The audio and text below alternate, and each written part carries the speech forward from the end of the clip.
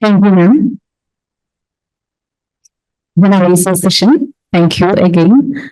Ma'am, I want to know what is the theoretical basis of Chinese education, the visionary foundation of Chinese education. For example, our 2020 education policy of India, we concentrate on our Kerala curriculum concentrate on critical thinking, constructivism, etc. And what about China's education? We are designing to foster some skills in children, that is collaborative skill, problem solving skill, then critical thinking skill and analytical skill, etc. And these are the basis of that social constructivism and critical thinking. So what is the theoretical basis of Chinese education?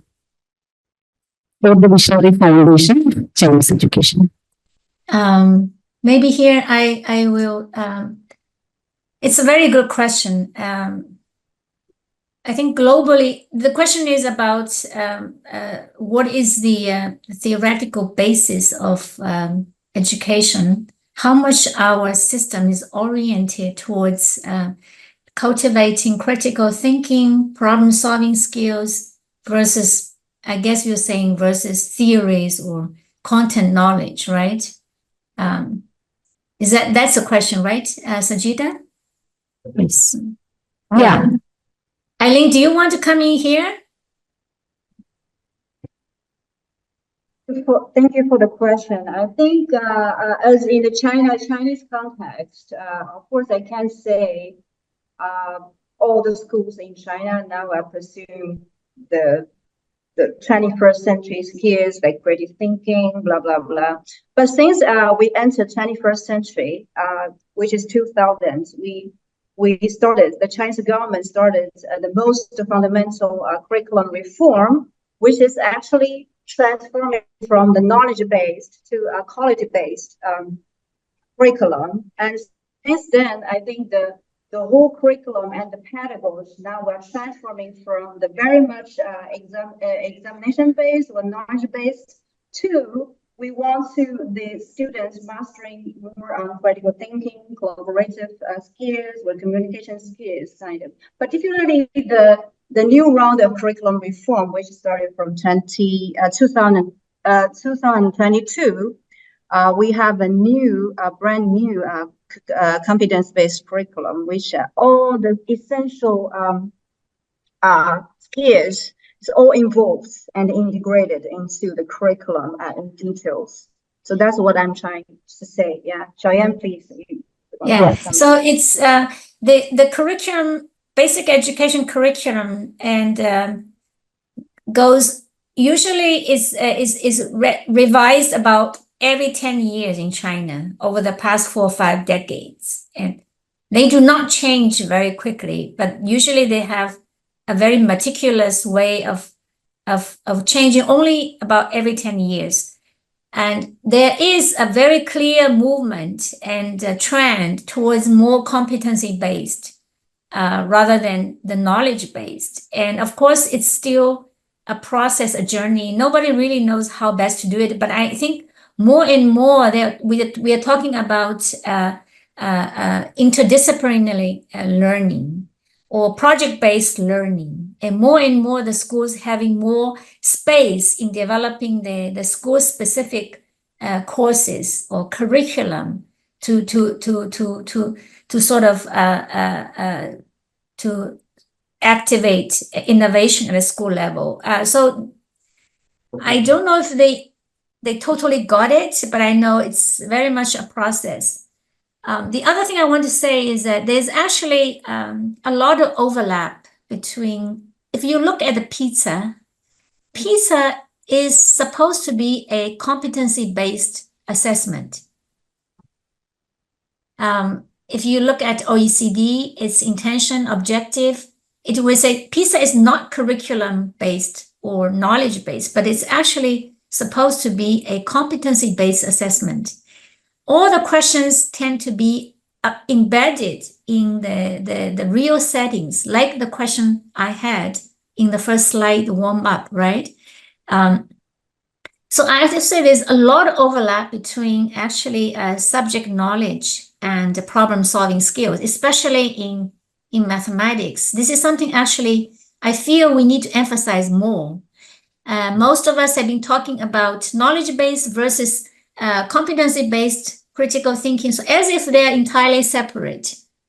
But it is also important to recognize that you cannot be very creative if you don't know some of the fundamentals. And this is especially true in mathematics. In fact, the PISA actually assess problem-solving skills, and now all kind of competency come out, and the Chinese students actually do well, whether it's by subject or by problem-solving skills. And so I think there's overlap also we need to recognize. We stop here, Sajida. Over to you. Can I ask one more question? Okay. Thank you, ma'am. We had a good insight into the TIG system existing in China. But I was just thinking, is it compulsory that every teacher who joins a school should join the TIG group? And if not, how do you encourage teachers to join TIGs? So the question is it compulsory for a teacher to join? Xiaoyan, are you there? Person? I'm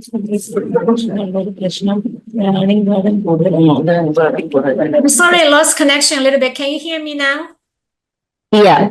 Did you get the question? Yeah, the computer just froze. It is compulsory. In fact, I don't even know there's an option to not join TRG, right? When you become a teacher, you go to teach in a school, you're automatically that community, part of that community. But I'll ask Eileen again. She's a teacher there, and she's most familiar. Eileen, is there an option for teachers not to join TRG at all? I think I'm not really sure, but I think this is almost kind of one of the elements, like daily routines. Like it's clear. Eileen speaks. Can you hear me? Yeah, she's saying it's part of the routine of being a teacher. It's part of the life of teacher. So there's no such a thing as actually somebody wants to opt out of TRG, basically. I think that's the answer, right?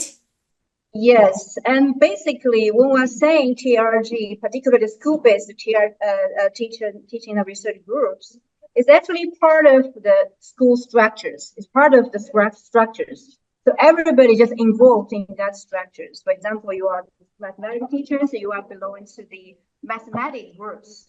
So I think everybody has to participate. And also remember, this is also connected to your promotion, your performance pay. So I think this is very much every teacher has to. Okay. Sorry. That Eileen's case is not very clear, but I think we understood the main thing, that it's compulsory. I mean, you don't have an option not to be part of the TRG. Do you have a follow-up, or should we go? After we take this question, we'll ask people on Zoom if they want to ask. Yeah. The question relates to PTA, Parent Teachers Association. You mentioned it is not very active. Does it play a role in teaching, I mean, in the school, relating to teaching? And therefore, I mean, is there a shadow teaching through private tutoring, which is what parents engage in? Yeah. Sure. So my understanding is the question is about the role of PTA, and then again there's another question about whether private tutoring is a common situation in China, right? Yeah.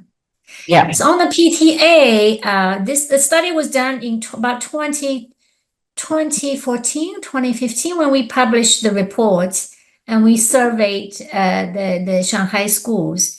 We understood the role of PTA is quite limited to support in terms of raising funding and activities rather than professional activities of teaching, learning. You know, this is quite clear from our study in Shanghai, but I don't know, there may be some cases of some strong PTA that could be more interfering. Maybe I'll ask Eileen to also come in. The second question about private tutoring, it is in fact a problem. As you may have heard, China, the education system is very competitive. Even though now the basic education is quite universal and the secondary education is almost universal, right? I mean, it's a matter of choosing between academic track or vocational track, but everybody who wants to continue to senior secondary can continue. And again, going to university, it's a matter of which good university you go into, but anybody who wants to go should have a space. But the problem is the competition now is very fierce. And now people are trying to, every family wants his or their children to go to the best university in China. I'm sure that's just like in India. It's like everybody trying to send their children to Ivy Leagues in China. So private tutoring is very common. And this sort of increase in equity of education in the system, because private tutoring costs money, and those who can afford, rich families can afford higher expensive tutors or overseas trips and anything, extra curriculum activities for their children. And so the government tried to crack down. And in fact, at the primary or maybe even basic education level, I think the government disallowed any private tutoring, curriculum related. But still, the industry finds its way of sort of finding gaps and start creeping in, and under different names start providing tutoring still to children. I'm not sure how best to resolve it, and I think it would take a while. The situation is made worse because China, for a long time, families were only allowed to have one child. So when you have one child, you want him and her to climb the social ladder as much as possible. And you understand education is important for that. So every family is trying to cram on one child to make sure they study. They study so many hours, whether in school, out of school. It's becoming a problem for the Chinese society. And actually, I'm yet to see how the situation will change myself. But I know the government forbid private tutoring now, and is trying to do a lot to reduce the workload and try to make all kind of options available for students. Eileen, I don't know if you want to come in, maybe on these two questions. നമ്മുടെ Indian education നമ്മുടെ കരിക്കുലവും അവരുടെ കരിക്കുലവുമായിട്ട് വലിയ വ്യത്യാസം എനിക്ക് അത്രയ്ക്ക് വലിയ വ്യത്യാസമൊന്നും feel ചെയ്തിട്ടില്ല. പിന്നെ എനിക്ക് ചോദിക്കാനുള്ള എന്റെ ചോദ്യങ്ങൾ എന്ന് പറയുന്നത് 2-3 ചോദ്യങ്ങളെ ബേസ് ചെയ്ത് ചോദിക്കണം എന്ന് തോന്നുന്നുണ്ട്. ഇവിടെ ആക്ടിവിറ്റി ഓറിയന്റഡ് ആയിട്ട് അവര് എഡ്യൂക്കേഷൻ അല്ലെങ്കിൽ കരിക്കുലം പ്രൊവൈഡ് ചെയ്യുമെന്ന് പറയുന്നു. അത് എങ്ങനെയാണ്? ട്രഡീഷണൽ ആയിട്ടുള്ള ആക്ടിവിറ്റി ആണോ, അതോ ICT ഇപ്പോഴത്തെ ഈ ആധുനിക കാലത്തിലെ ICT ഓറിയന്റഡ് ആയിട്ടുള്ള എഡ്യൂക്കേഷൻ ആണോ ഇവർ പ്രൊവൈഡ് ചെയ്യുന്നത് എന്ന് അറിയണം. പിന്നെ അടുത്ത് ചോദിക്കാനുള്ളത് ഇൻക്ലൂസീവ് എഡ്യൂക്കേഷനെ കുറിച്ചും ചോദിക്കണമെന്നുണ്ട്. ഇപ്പം സ്പെഷ്യൽ നീഡ്സ് ആവശ്യമായിട്ടുള്ള കുട്ടികൾക്ക് ടീച്ചേഴ്സ് പ്രത്യേകം സ്പെഷ്യൽ ടീച്ചേഴ്സ് ആണോ, അത് നമ്മുടെ ഓൾറെഡി ടീച്ചർ തന്നെ, ക്ലാസ് റൂം ടീച്ചർ തന്നെ അതിനുള്ള ട്രെയിനിങ്ങുകൾ നേടിക്കൊണ്ട് ക്ലാസ് റൂമിനകത്ത് ഇൻക്ലൂസീവ് എഡ്യൂക്കേഷൻ എങ്ങനെയാണ് നടപ്പിലാക്കുന്നത്? പിന്നെ ഫിസിക്കൽ എഡ്യൂക്കേഷൻ എങ്ങനെയാണ്? അവിടുത്തെ ഫിസിക്കൽ എഡ്യൂക്കേഷൻ നമ്മുടെ നാട്ടിലെ പോലെ വളരെ ശുഷ്കിച്ചതാണോ, അതോ കുറച്ചുകൂടി PT എന്ന് പറയുന്നത് ഒരു പുതിയതായി നമ്മൾ ഒഴിവാക്കി വിടാതെ അവിടുത്തെ ക്ലാസ് റൂമുകളിൽ എങ്ങനെയാണ് ഫിസിക്കൽ എഡ്യൂക്കേഷൻ നടപ്പിലാക്കുന്നതെന്ന് കൂടി അറിഞ്ഞാൽ കൊള്ളാവുന്നുണ്ട്. Okay, thank you for the question. I will translate briefly, Xiaoyan, for you. Okay. Just they felt that maybe there's not that much difference between the curriculum, but that's just an introductory sentence. Three questions I wanted to know. One is about, is there the ICT used in the classroom? The second is about inclusive education, and are there special teachers for special needs children, or are they, is it the same classroom teacher who, integrates the teaching for special needs children in the classroom? And what is the importance given to physical education? Is it just a period, or I think that was the question, or is it really considered very important as part of the educational development of the child? And then we have a couple of questions. Okay, there is one more question later from the floor and a couple of questions from the Zoom. So just wait for Xiaoyan. Okay. So there's a question about ICT, EduTech, AI, right? Yeah, ICT, inclusive education, and physical education. Oh, yes. Okay. Maybe I can start with physical education. I think it's easy. The easy one is, I believe that for every student in primary, there's one period every day for physical education. But as they proceed to middle school, maybe it becomes 3 periods per week, 4 periods per week. So I think there is a reduction of physical education, but this is important, very important point. But I know for primary students, they have a guaranteed 1 period per day for physical education. ICT, yes, it's really important. And the Chinese government is embracing very much the adoption of EduTech, including AI for teaching and learning. But I would say that they are very systematic.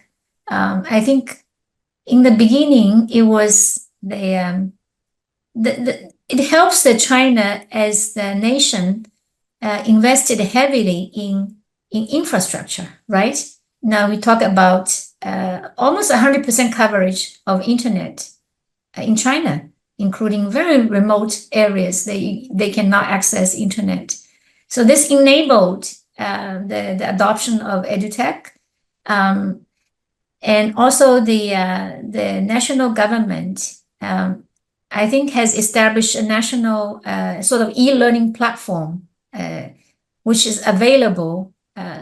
All the materials are curriculum aligned, including micro teaching videos available for every teacher to access from everywhere.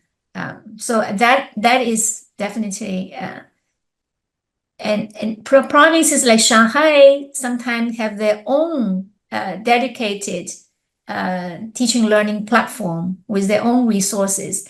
If you remember during COVID, when the schools shut down, it actually, because of those conditions are already there, the infrastructure already there, the Chinese government was able to roll out very quickly online learning to students during the COVID time. So definitely.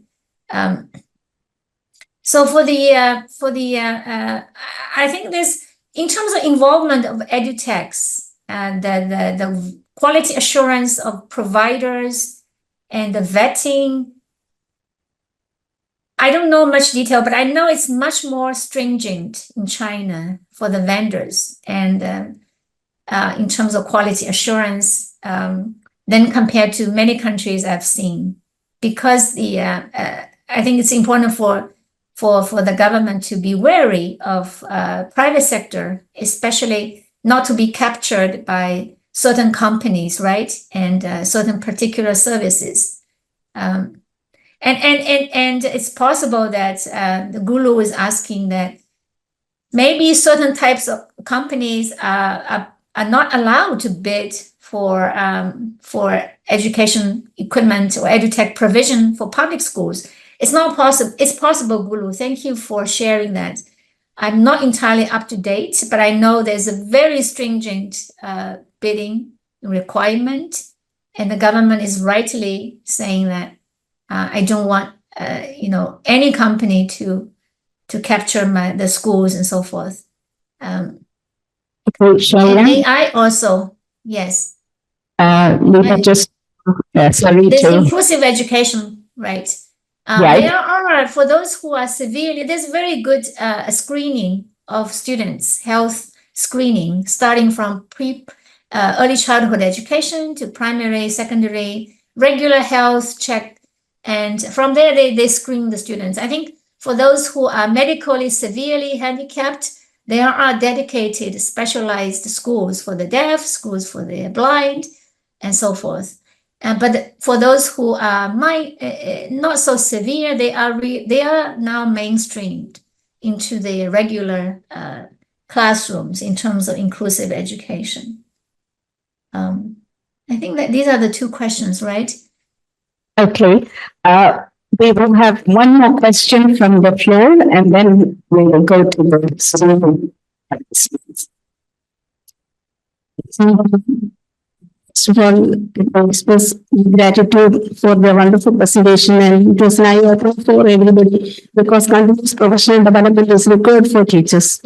And I have two queries regarding, you mentioned about different modes of teacher education programs, and one is with respect to the online mode of teacher education program. So, teacher education program is more, as you mentioned, it is for the capacity building prospective teachers. So, to what extent it is possible through online, and what kind of practices you are undertaking as part of the online course? And again, with respect to the Tanzanian system, whether the TRGs are functioning in Tanzania, because I have one research scholar from Tanzania. He is doing research with respect to teacher professionalism. So I have to know whether these practices are in Tanzania also. Thank you. Yeah, it's so the online teacher professional development is a new thing, right? If you can do a TRG physically in a school, then of course you can also now start doing it online with teachers who are not in your school. So this is actually starting to happen. I don't know how common this practice is, but the example between Shanghai and Tanzania, actually we started from the online exchange, online TRG during the COVID time in 2020. So the Shanghai teacher was able to design like 10 lessons with the and show that to the Tanzania teachers and encourage them to also do their own lesson and demonstrate online. So it started actually online, and it's doable. I don't know how common it is. I can imagine that now TRGs can be online. The Tanzania case is a good question. It's supported by a World Bank project. And of course, the government has a vision. They have a plan to institutionalize often ad hoc teacher professional development. Before the project, which we call Boost, before the project in 2021, I think the last government auditing report shows more than 80% of teachers have not had any professional development in the last 5 years. And those who have done some professional development usually are through donor-supported projects, right, by UNICEF, World Bank, and through workshops. But once they go back to their own schools, that kind of training sort of disappeared. So in 2020, the government started they approved a national professional development plan, which on paper emphasized school-based communities of learning. They call Miwaka. So the World Bank project, we say that we give incentive for every school that operationalize a school level TRG, what they call Miwaka. We actually have a price tag. In the World Bank, we call them disbursement link indicators. But that's that is still very dry. It's not live enough. So that's why we brought Shanghai to demonstrate how to do TRG. Right now, as of now, 2 years of implementation in Tanzania. We recently did an evaluation of the Miwaka and TRG in Tanzania. And there was a baseline in 2020, and now there's in 2021 baseline, and 2023 was a follow-up. So there's definitely an improvement in how teachers understand school level TRG. There's also an improvement in the proportion of teachers who participate. There's also an improvement in terms of how much the activity is done around, which we call the good activities, right? Planning the lesson together or observing, reflecting. So there's definitely on good trend. But there's still a lot of problem we need to overcome, including how do we continue to incentivize teachers to participate? Because we have not yet linked the TRG in Tanzania with teacher appraisal. Yeah. And also another challenge is how do we create a systematic timetable for all the teachers so they have some free time bi-weekly or every month they are able to do this. And finally, how do we make sure there's a flow of funding to support school level TRG? So it's a work in progress, but I think the trend is good. We are very encouraged by the improvement just over 2 years. Okay. Xiaoyan, I think I will ask Guru, if you would like to unmute and ask the question, you might be heard directly. If not, I'll read the question.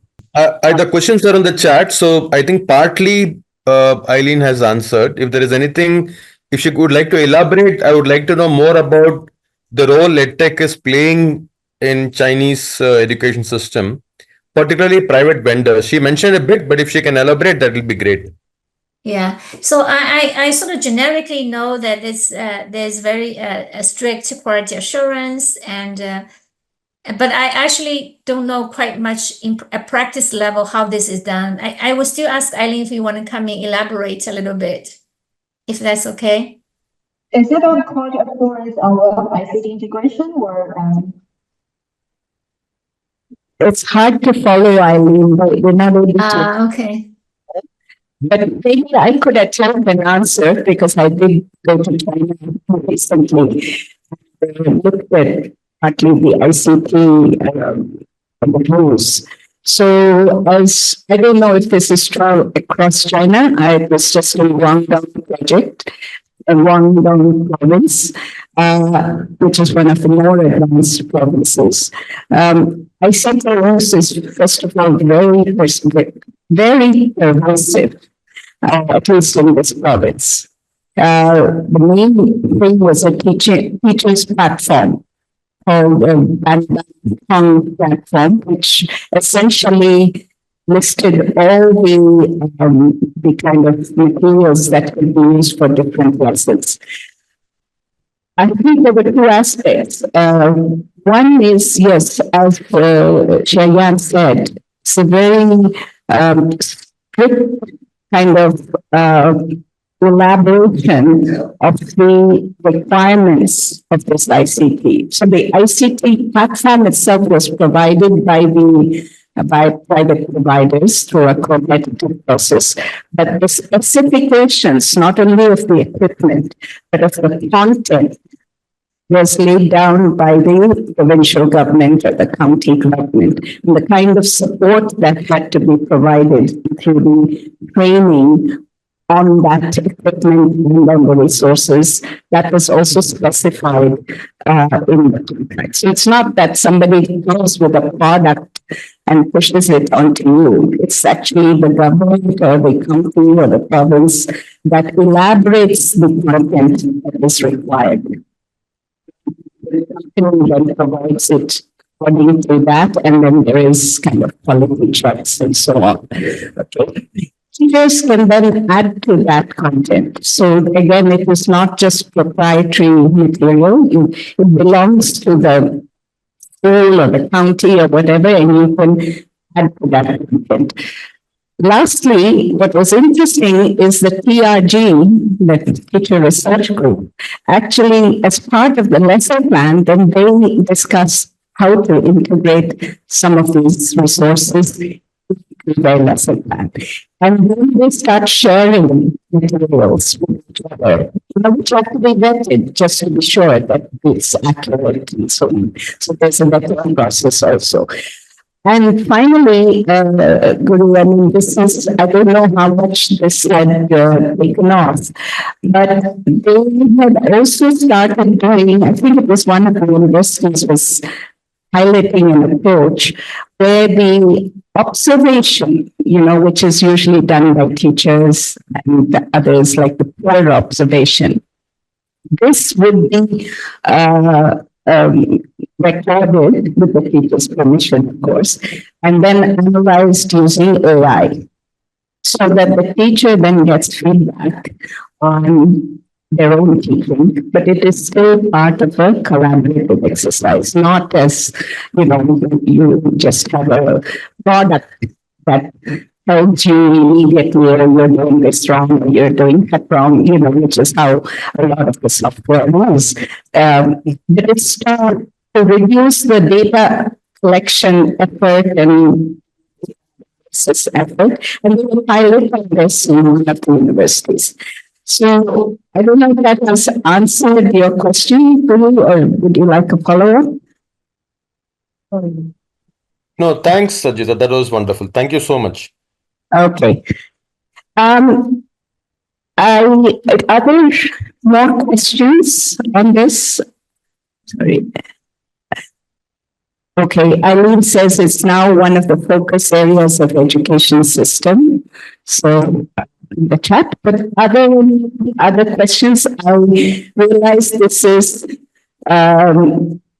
a little more complex, maybe. Xiaoyan, would you like to say a couple of things, firstly, about how to maybe set up the TRG, maybe at the school level and so on? And then I thought you were mentioning a conference in October. Yes. Take a few minutes, and I know it's 3:00 there for you, so 3 a.m. I mean, so I don't want. Yeah. Can you still hear me? And I noticed my video is frozen, but you can hear me, right? Well, we don't see you on video. Okay. Yeah. So I think it's quite easy to feel overwhelmed, right? And there are some conditions need to be in place, whether at micro level in school or at macro level in terms of government policies, incentive, financing, so forth. But definitely we can already get started. I think it takes a few enlightened principal, strong leaders that want to try it out in their own school community. It takes a bit of shuffling the timetable of the teaching load, so that teachers, at least those who teach the same subject, can try to get together. Maybe initially after school hours, but hopefully soon will be part of the during school hours, when they will have opportunity to sit together, organize themselves, and develop a plan by looking at what are the lessons they have to deliver during the semester. If we have 10 lessons, 20 lessons, maybe we can, for each lesson, we do a lesson study, observation, we do a reflection, we construct a community of self-collaborative help among the teachers of the same subject or the same grade, so that this can be set up. Maybe it doesn't have to be school-wide to begin with. Maybe it takes a few teachers who want to get together to learn from each other, who don't mind opening their doors to their colleagues during the lesson time, so they can get their constructive feedback, right? So I think we will need, if we do not tackle some of the system level constraints, like timetable, or incentive or financing. We just have to start small as a pilot. I'm pretty confident that once you start working collaboratively, you perhaps will get intrinsic benefits or motivation that you feel you're really learning from your colleague, whether it's about a specific knowledge or about a particular teaching methodology, or how you organize your lesson plan, or how much you promote student-centered teaching. I'm sure you can learn from your colleagues. Like we always say, or the Confucius say, out of 3 people, there's got to be one who can be my teacher. So I believe this can be done, and we can start small. This is one of the question I think Sajida asked me to reflect. The other thing I'm happy to share with you, like much of the material I share with you, including the very book of how Shanghai does it and the collaboration between Tanzania and Shanghai. I always have support from my good colleagues and friends from the UNESCO Teacher Education Center in Shanghai, which is also called Shanghai Normal University. And I've already communicated with them.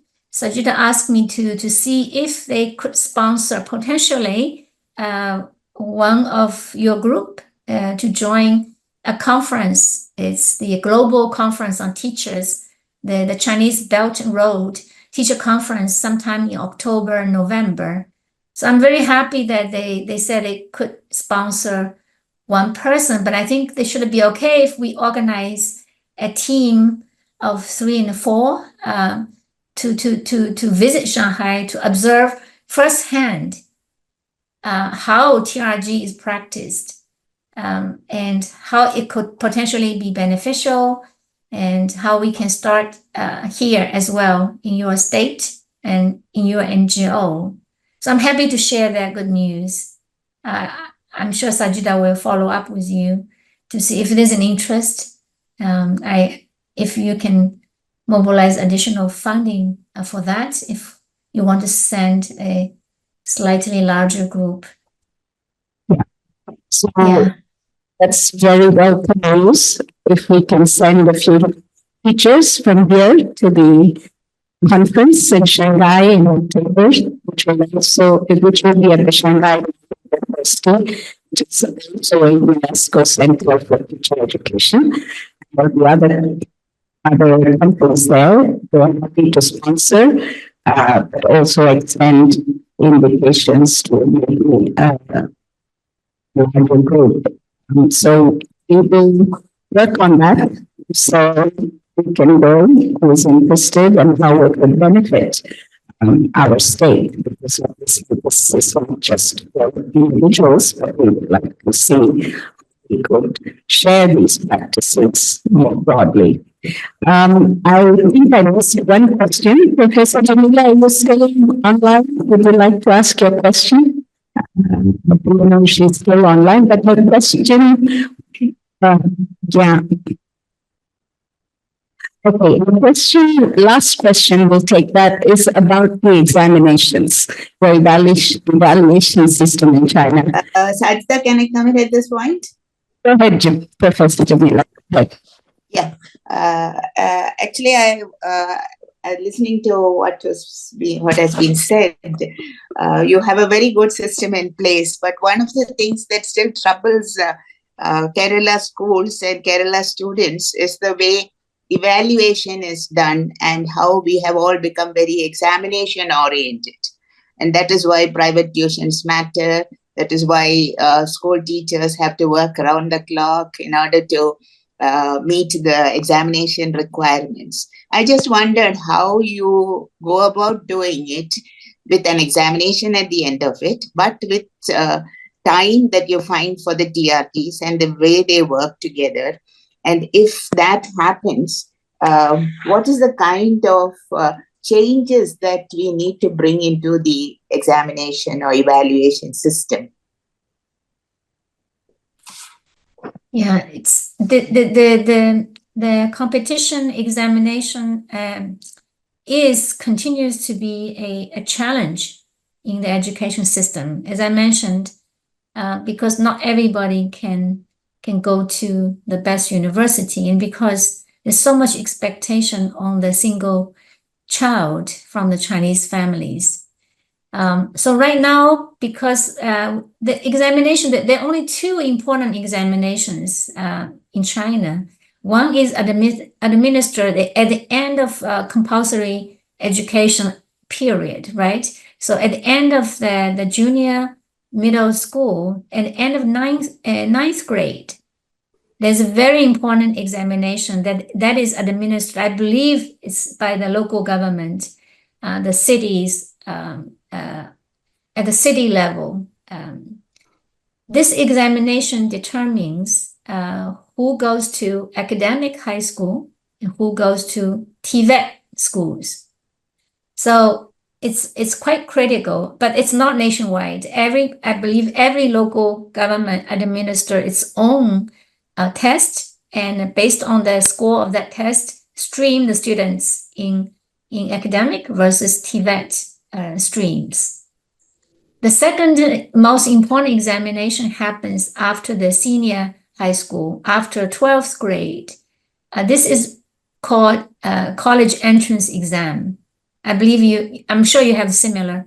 This is sort of, it is very competitive. It's called Gaokao. It has its own name, and it's nationwide.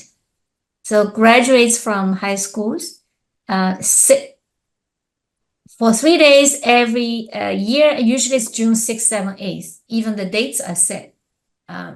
Every high school graduate sit for the exam during the three days period, and that score will determine which university, whether they go to university, which university they go to. But yes. Can I come in at this point? Actually, my question, what I was trying to ask you was, here examinations test the content that the students have imbibed during the course of their study. What I was trying to ask was that does China have an examination system that tests the aptitude of the student, it tests the logical reasonings of the student? Is there some way in which right through their schooling, they have this kind of test, which is taken not at just the class internal assessment classes, but do they have something that comes at the end of their learning process? So you're saying that is there any kind of additional aptitude test that is not examination? Yeah. Or those national assessments? I believe, yes. To explain, so the exams here, they're also competitive exams, but they're really focused a lot on content and memorization and so on. So, we know there are exams, competitive exams in China, but they emphasize other competencies also, like reasoning and problem solving and so on. Yeah. So again, examination is also evolving, but I think it's a combination. It's not just pure memorization. Of course, memorization plays still a large role in those examinations, but I think more and more there are open-ended questions and not just multiple choices, right? Even in those two examinations. There is also additional national learning assessment, which the government does not, my understanding, it does not do every year on a regular basis. Once in a while, it will audit, for example, the learning outcomes of basic education. And some third party will do a national learning assessment. Those are sample-based, sort of understanding where we are in terms of the education system. And PISA is one of those such instruments China also uses to sort of benchmark itself against the world in terms of where we are. Again, on Jamira's question, I think I mentioned earlier that it's not a black-white thing, right? Whether you are testing for memorization or whether you're testing for problem-solving skills. I believe there's a lot of overlap, and so I think it's much more nuanced. I wouldn't say the Chinese examination are entirely memory based. Maybe there is a spectrum in terms of where the Chinese systems sit in terms of whether how much memorization, how much problem solving, and I know there's vision to move more and more towards competency based. It's a process. It's a work in process. Thank you. Thank you. Thank you so much, Xiaoyan. So I think the issue is about maybe just to explain the PISA that she has been referring to is the Program for International Student Assessment, which is one in which many countries participate. India does not participate in that. China has been participating, some provinces have been participating, but those assessments do have questions about problem solving. So you need to know the content, but you should be able to apply it. So the first question on our slide was taken from that kind of assessment. So Chinese students may be studying for the grade exam, grade 12 exam nationally, but they perform quite well on the international student assessment. Question is, our kids, they perform well in the basic competencies, and we're not talking of the top schools. Of course, we know the top schools probably are the schools in advanced country or the question is the average dispersion. What would I be like in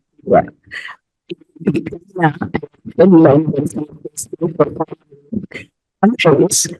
It's not just that they're performing fairly well, that is 60-70% of their children solve these questions. It's that the difference between the lowest performing schools and the best performing schools is quite narrow. So there's actually more equity. When we have the speaker on Finland, she will surely explain that there's not much difference which school you go to in Finland. Whereas I think there is still substantial difference in China, and of course there's a huge difference in India. Okay, I know there may be a couple more questions, but it's already 12:30 here, and I think 3 a.m. for you, Xiaoyan. So we can therefore bring this to a close. And let me say that everybody here, very long thanks to you for this excellent presentation. Yes. And very sincere appreciation for staying up all night to deliver that. So I don't know if you want to say any last few words, otherwise we can just close it here. Thank you, Sajida. Maybe I just want to make one final comment. I sort of understand why there are questions about competencies versus knowledge memorization, right? It is true that there is a very prevailing perception about China, East Asian education systems, and to say that, oh, they are mostly memorization, drill-based. But you will find more and more that it is not true. And there are more and more research, especially after PISA. And the studies show that, in fact, if for example, in mathematics, if you don't have the multiplication table ready, and students actually are less able to develop problem-solving skills.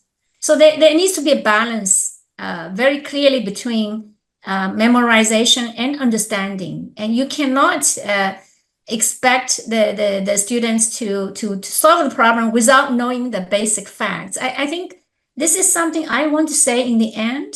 When we started the first report on how Shanghai does it, this is exactly what motivated us to do the report, sort of to dispel the myth saying that East Asian system are memorization. It is not true.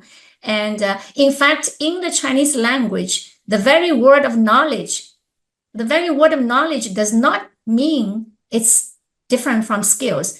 Knowledge itself implies skills, the ability to apply it. So this whole separation of knowledge vis-a-vis competency skills is very much a Western idea. So for us, the knowledge very beginning means being able to apply it. So in a way, I want to share this as my last comment. And I think it's good to know that the balancing, in many ways, the Chinese system shows the balancing of different values, different approaches. I want to thank you very much for this opportunity, Sajida, for giving me the opportunity to share my experience and the Chinese experience. I hope it's helpful as you deliberate. And I'm happy to continue to support you and Sajida as you continue this journey for improving your education outcomes in your state. Thank you very much. Thank you, Xiaoyan. And good night then. Yeah, have a good day. I will sign off now. Yeah. Goodbye for now. Bye. Yeah. Thank you very much, Eileen. Thank you.